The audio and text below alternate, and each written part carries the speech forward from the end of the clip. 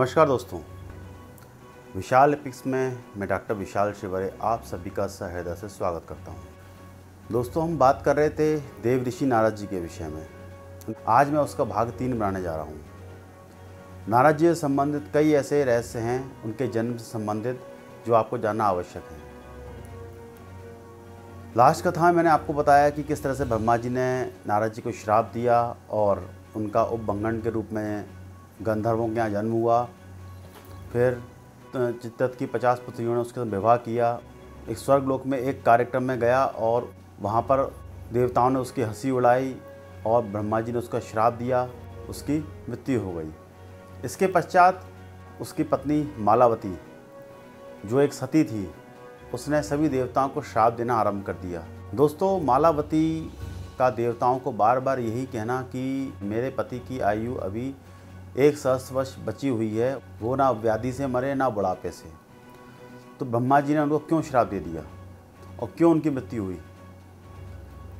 तो सभी देवता इतना घबरा गए कि जगह जगह भटकने लगे। दोस्तों, मालावती एक पतिव्रता स्त्री थी। एक सती के तेज से तो पूरी सृष्टि घबराती है। हम वैतत पुराण में उसके विषय में एक बहुत अच्छा श्लोक है जो मैं आपके साथ शेयर करना चाहता हूँ। श्लोक है, अहो पतिव्रता तेज सर्वेशाम तेजसाम परमम तेजो अनिलेन दग्धम माँ रक्षम रक्षम हरे हरे। दोस्तों, इस श्लोक के अनुसार सती के बारे में जो कहा गया कि सतीत्व की स्थिति के अंदर जो शक्ति होती है, उससे कोई नहीं बच सका आज तक। सभी देवता घबरा जाते हैं और ब्रह्मा जी के पास जाते हैं, लेकिन ये बात सुन के कि वो अपनी शक्ति से ब्रह्मा जी को भी श्राप देने वाली है, तो ब्रह्मा जी भी घबरा गए और वो घबराते हुए शिव जी के पास गए। शिव जी के पास गए तो शिव जी ने भी कोई ज़्यादा विशेष उत्तर नहीं दिया और कहा कि तुमने ही उपभंगन को श्राप दिया, मैं इसमें क्या कर सकता हूँ। अब तो फिर बाद में सभी देवगण बहुत ज़्यादा दुखी हो गए कि शिव जी आप कुछ कीजिए। भगवान शिव से उन्होंने कहा। उसके बाद उन्होंने कहा हम विष्णु जी से बात कर सकते हैं इस विषय पे।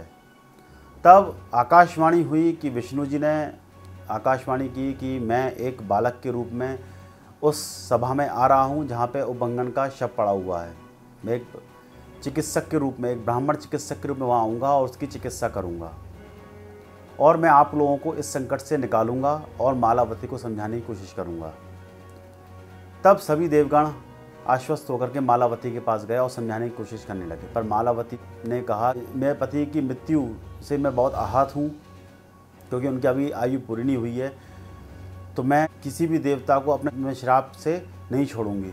उसी वक्त भगवान विष्णु इस ब्राह्मण बच्चे के रूप में आकर के, जिनके हाथ में एक छाता था, दंड था, कमंडल था और एक पुस्तक थी आयुर्वेद की और शास्त्रों की, वो वहाँ प्रकट हुए एक चिकित्सक के रूप में।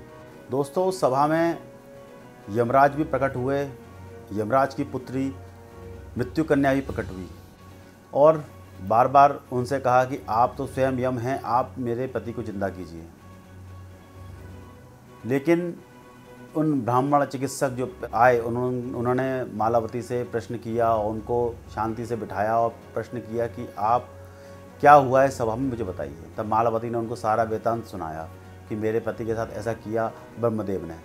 तब चिकित्सक ने, उस ब्राह्मण ने, उनको आयुर्वेद के विषय में कुछ बातें बताईं और मृत्यु कन्या जो मृत्यु आम उपस्थित थी उसके विषय में उन्होंने बताया कि देखियो, हर तरह की व्याधियों के विषय में बीच में एक इस चैप्टर में वर्णन आया जो मैं आपको बताना चाहता हूँ कि मृत्यु कन्या के 64 पुत्र हैं। 64 पुत्र जरा और व्याधि इसके पुत्र हैं और व्याधियों के भी बहुत सारे पुत्र हैं।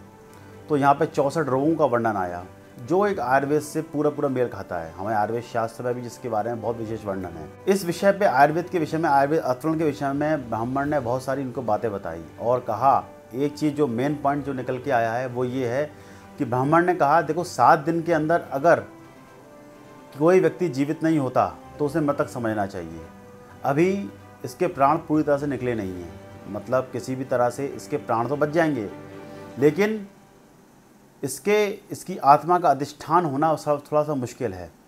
फिर धीरे धीरे ब्रह्मा भी वहाँ आए और ब्राह्मण से कहने लगे, हे भगवान, आपको इस किसी भी तरह से उपभंगन को जीवित कर दीजिए, ये कार्य स्वयं आप ही कर सकते हैं।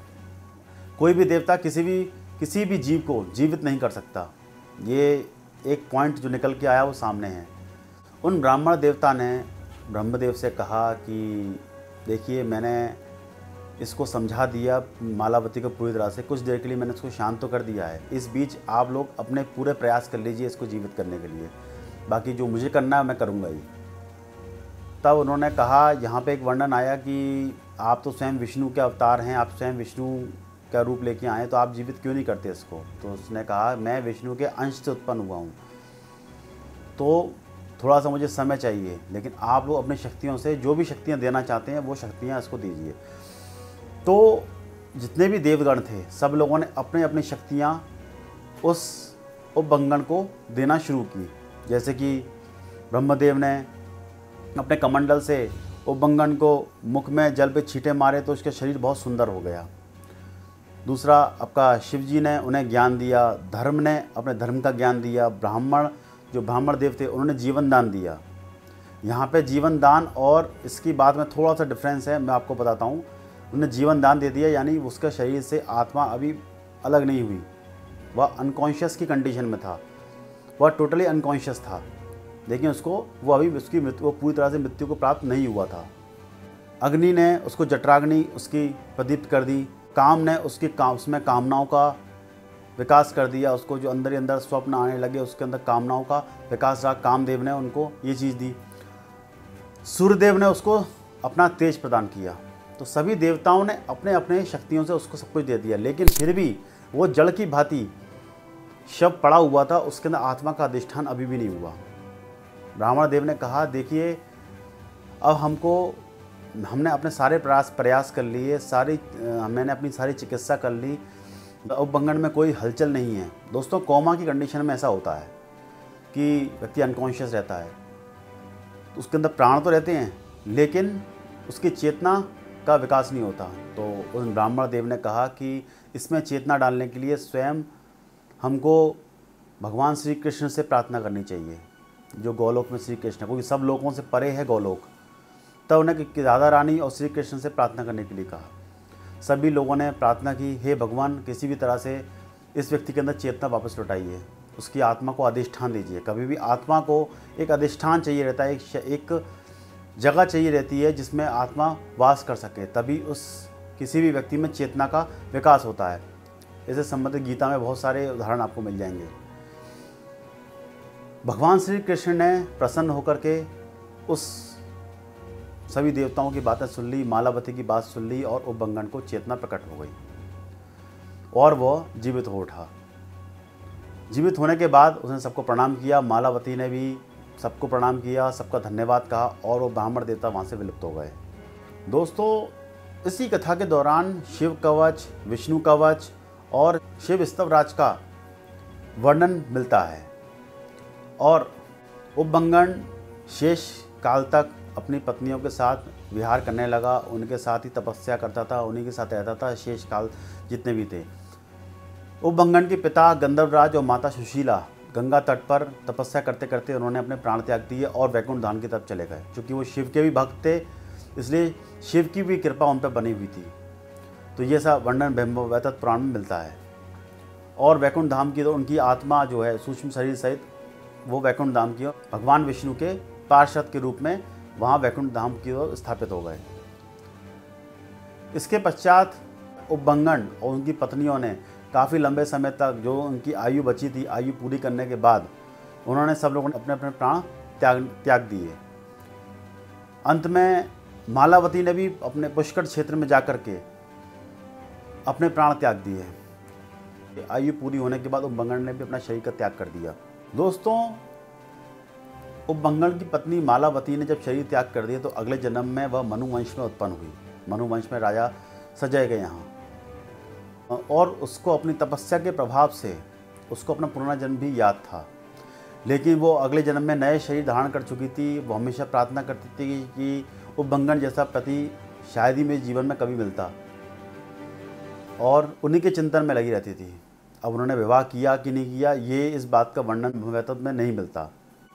इसके पश्चात उपबंगन ने एक शूद्र योनि में शूद्रा माता के गर्भ से जन्म लिया, जो ब्रह्मा के श्राप द्वारा निहित था।